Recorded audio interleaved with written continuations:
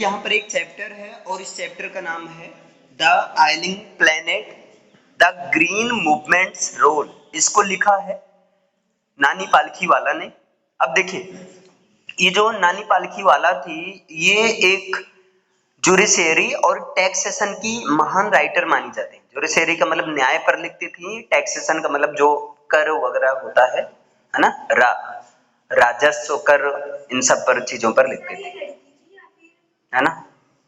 अभी आगे क्लियर होगा। यहाँ पर देखिए, ये लड़के थे, ये पारसी फैमिली से बिलोंग करते थे। ये लड़के थे भैया, इनका जन्म हुआ था बंबई में 1920 में ही। Belongs to a Parsi family, ये पारसी फैमिली से बिलोंग करते थे और ये यूनाइटेड स्टेट्स में 1977 ईस्वी में अमेरिका में इंडियन एम्बेसडर यानी भारतीय राजदूत बने हुए थे। ठीक है, इनका जन्म मृत्यु हुई 11 दिसंबर 2002 ईस्वी को। अब देखिए, ये जो चैप्टर है ग्रीन मूवमेंट्स रोल, इसमें बताया क्या गया है ना। तो देखिए, in this lesson it is told, इस लेसन में ये बताया जाता है that earth is a living organism, कि अर्थ जो है एक सजीव की तरह है। Deep concern about the deteriorating health of the earth is expressed, और यहाँ पर अर्थ के जो एक, चूंकि अर्थ को एक लिविंग ऑर्गेनिज्म की तरह ट्रीट किया गया है, तो उसके हेल्थ वगैरह की बात की गई है। Man is not the master of the अर्थ, जो इंसान है ना, वो अर्थ का मास्टर नहीं है। Man's survival depends on the health of the earth. Man का, इंसान का पृथ्वी पर रहना ये डिपेंड करता है कि पृथ्वी कैसी है, यानी कि हेल्थ ऑफ द अर्थ के ऊपर। पृथ्वी की अगर सेहत अच्छी है तो इंसान की भी सेहत अच्छी रहेगी, है ना। देयरफॉर इस प्रकार भी must check the growth of population. इस प्रकार हमें जो है पॉपुलेशन की ग्रोथ चेक करनी चाहिए, और पॉपुलेशन की ग्रोथ इंसानों की नहीं, बल्कि अर्थ पर जो प्लांट्स हैं इनकी ग्रोथ भी चेक करते रहना चाहिए। अब यहाँ देखते हैं, पहले इसके बारे में समझते हैं हिंदी के बेस पर। एलिंग प्लेनेट का मतलब जैसे प्लेनेट का मतलब होता है ग्रह, और एलिंग प्लेनेट का मतलब एक सजीव की तरह, है ना। एक जो है, इसको एक सजीव की तरह ट्रीट किया जाता है जहां पर लोग रहते हैं।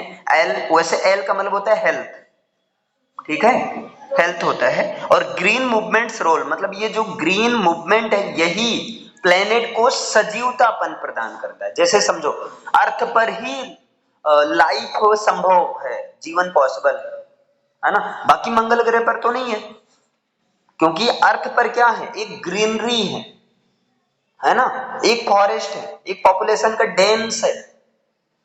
तो ये सब एक प्लेनेट को क्या बनाते हैं, लिविंग हेल्थ बनाते हैं, एक जैसे सजीव का रूप देते हैं।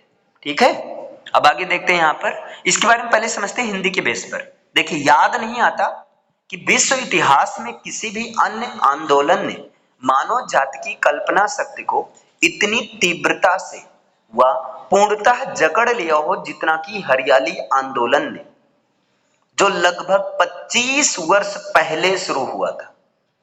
1972 में संसार की पहली राष्ट्रव्यापी हरियाली पार्टी की स्थापना न्यूजीलैंड में हुई थी। उसके बाद आंदोलन ने पीछे मुड़कर नहीं देखा। अब नेक्स्ट देखिएगा, हम आशा करते हैं कि हमने संसार के प्रति अपना दृष्टिकोण सदैव के लिए यांत्रिकी से हटाकर सार्वविक और पर्यावरणीय बना लिया है।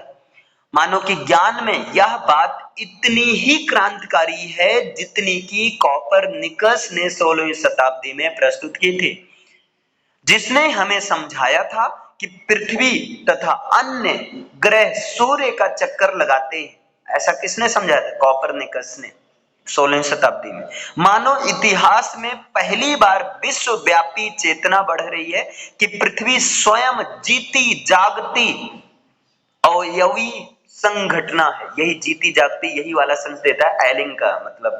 क्लियर है। आगे देखिए, एक विशाल प्राणी जिसके हम सब अंग हैं, इसकी शारीरिक पोषण की अपनी विशेषताएं हैं व जीवन संबंधी क्रियाएं हैं, जितना आदर करना और उन्हें सुरक्षित रखना आवश्यक है। मतलब जिनका आदर करना और उन्हें सुरक्षित रखना आवश्यक है। अब देखिएगा, पृथ्वी के जीवन लक्षण दर्शाते हैं कि रोगी का स्वास्थ्य बिगड़ता जा रहा है। हमने इस ग्रह के अच्छे प्रबंधक बनने व भावी पीढ़ियों की धरोहर के उत्तरदायी नियासी होने के अपने नैतिक कर्तव्यों को समझना शुरू कर दिया।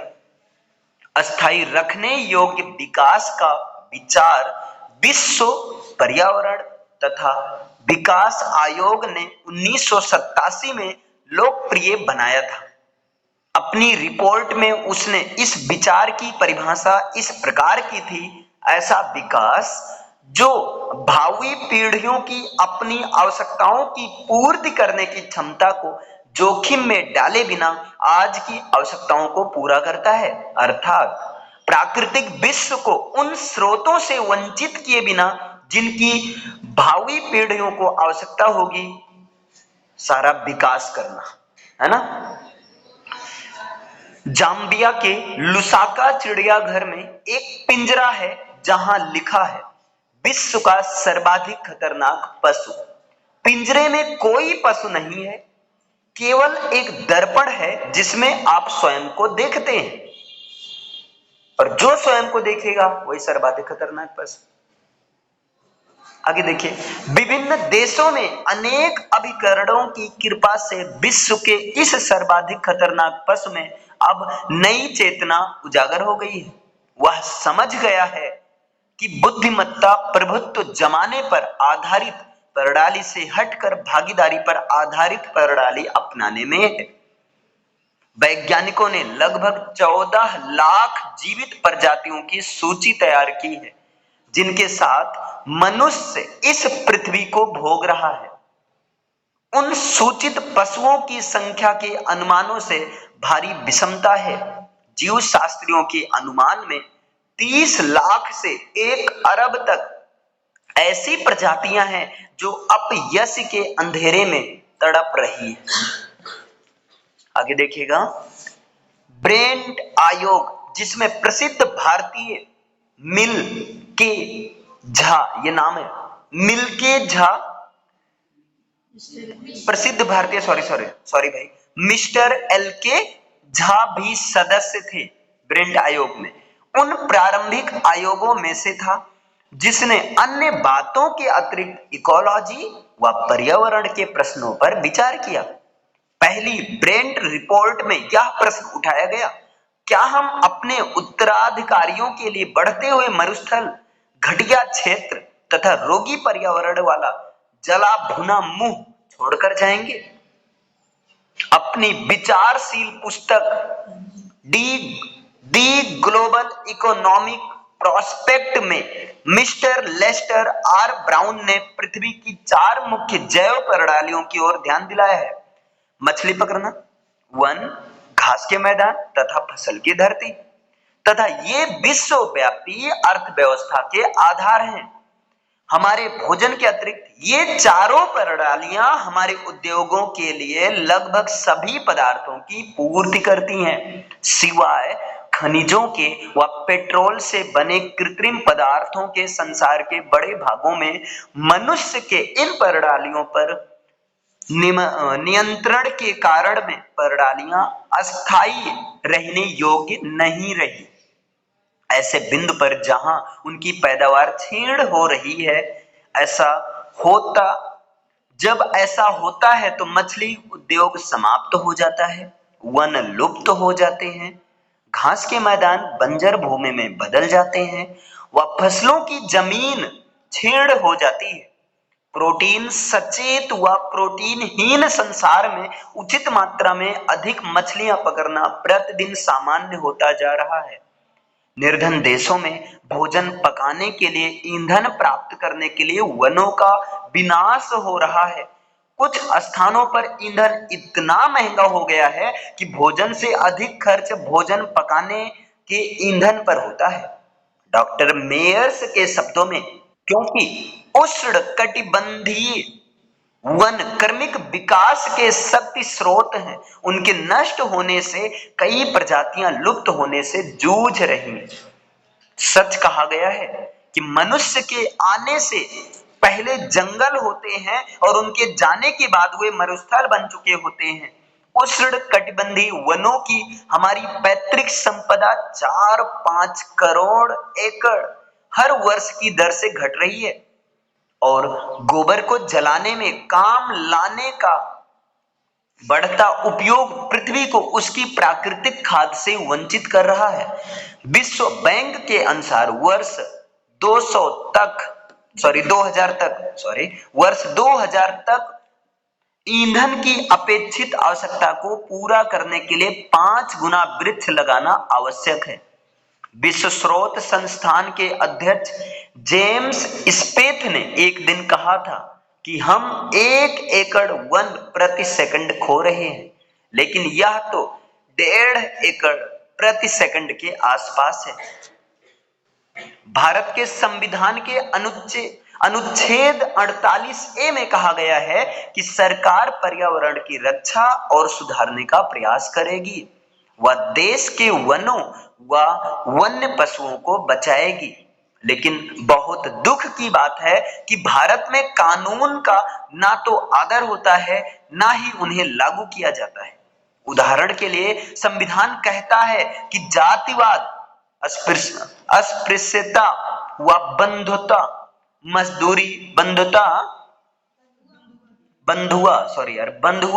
मजदूरी समाप्त किए जाएंगे, किंतु संविधान के लागू होने के बाद 44 वर्ष बाद भी वे लज्जाजनक तरीके से फल फूल रहे हैं। संसद की एक अनुमान कमेटी की एक हाल की रिपोर्ट में पिछले 40 वर्षों में देश के जंगलों की विध्वंस तरीके से क्षति होने की बात को उजागर किया गया है। विश्वसनीय आंकड़ों के अनुसार भारत में 37 लाख एकड़ वन हर वर्ष समाप्त हो रहे हैं। बड़े बड़े क्षेत्र जिन्हें सरकारी रूप से जंगल बताया गया है, वे लगभग वृक्षहीन हैं। वास्तविक ह्रास की दर सरकारी आंकड़ों में बताई गई दर से 8 गुना अधिक है। उपग्रहों व वायुयानों से संयुक्त राष्ट्र द्वारा लिए गए फोटो से पता चलता है कि पर्यावरण इतना बिगड़ चुका है कि जिन 88 देशों की छानबीन की गई, उनमें से अनेक की स्थिति अति गंभीर है। इसमें कोई संदेह नहीं हो सकता कि संसार की बढ़ती जनसंख्या मानव समाज का भविष्य बिगाड़ने वाला एक बड़ा कारण है। 1 अरब की संख्या पहुंचने में 10 लाख वर्ष लगे। इतनी जनसंख्या वर्ष 1800 के आसपास थी। 1900 के अंत तक 1 अरब और बढ़ गई और 20वीं शताब्दी ने उसमें 3.7 अरब और बढ़ा दी। विश्व की वर्तमान जनसंख्या का अनुमान 5.7 अरब लगाया गया है। प्रति 4 दिन में जनसंख्या 10 लाख बढ़ जाती है। आय बढ़ने के साथ प्रजनन शक्ति कम होती है, शिक्षा फैलती है व स्वास्थ्य अच्छा होता है। इसलिए विकास ही सर्वोत्तम गर्भ निरोधक है। लेकिन जब तक वर्तमान वृद्धि होती रहेगी, तब तक विकास संभव नहीं हो सकता है। धनी लोग और धनी बनते हैं व निर्धन लोग बच्चे पैदा करते हैं जो सदैव निर्धनता के नर्क में रहते हैं। अधिक बच्चों का अर्थ अधिक कार्यकर्ताओं से नहीं है, केवल अधिक बेकार लोग। जैसे पहले की सोच ये थी, अगर 4 लोग पैदा होंगे तो 100 रुपए कमा कर देंगे, 400 रुपया हो जाएगा। लेकिन ये भूल जाते हैं, अगर 4 लोग 100 रुपया मांगेंगे तो 400 हो जाएगा। 4 लोग 1-1 लाख मारेंगे, 4 लाख हो जाएगा,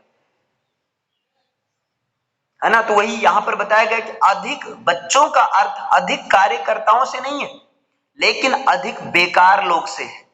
ऐसा कोई सुझाव नहीं है कि मनुष्यों को पशु की तरह बंधकित किया जाए, किंतु बिना जबरदस्ती किए अपनी इच्छा से परिवार नियोजन अपनाने का कोई अन्य विकल्प नहीं है। वास्तव में चयन जनसंख्या नियंत्रण व लगातार निर्धनता के बीच में है। भारत की जनसंख्या का अनुमान 92 करोड़ लगाया जाता है। अब ये देखिए, 92 करोड़ लगाया जाता है, काफी पहले की बात है। अब की देखो काफी पहले ये विचार मतलब ये क्या किया गया था, परिवार नियोजन की बात की गई थी, 92 करोड़ जब थी, अब तो 1,35,40,000 है। करोड़, हाँ वही 1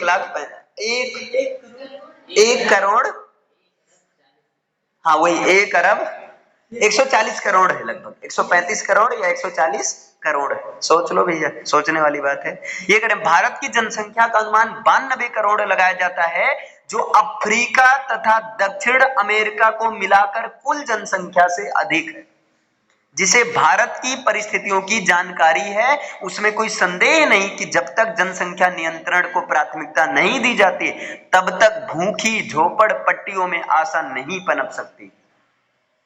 मानव इतिहास में प्रथम बार हम बढ़ती हुई चिंता को देख रहे हैं, न केवल लोगों के जिंदा रहने की, बल्कि ग्रह के जिंदा रहने के विषय में। हम अपने जीवन को संपूर्ण जीवों के दृष्टिकोण से देखना शुरू कर दिया है। पर्यावरण की समस्या आवश्यक रूप से हमारी मृत्यु का संकेत नहीं, बल्कि हमारे भविष्य का प्रवेश पत्र है।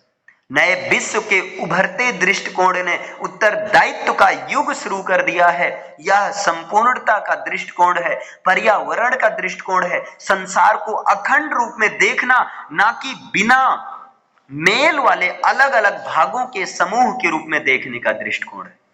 जिम्मेदारी के इस नए युग में उद्योग की अति महत्वपूर्ण भूमिका है।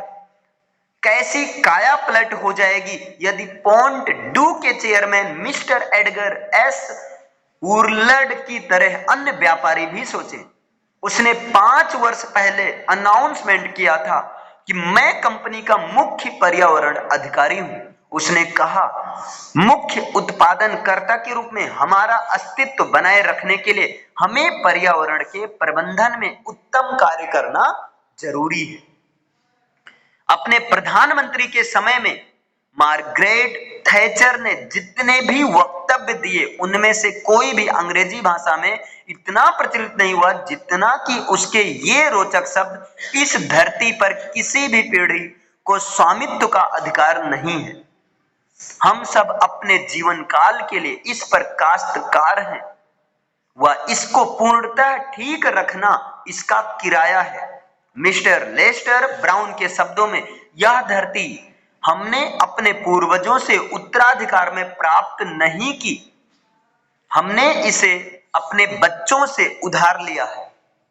तो यहां पर एक तरह से पृथ्वी पर बढ़ती जनसंख्या और बढ़ती जनसंख्या की वजह से जो समस्याएं उत्पन्न होने वाली हैं, उस पर काफी पहले जिक्र किया गया इस चैप्टर के थ्रू, जब भारत की जनसंख्या 92 करोड़ थी। अब तो 140 करोड़ हो गई। क्लियर है?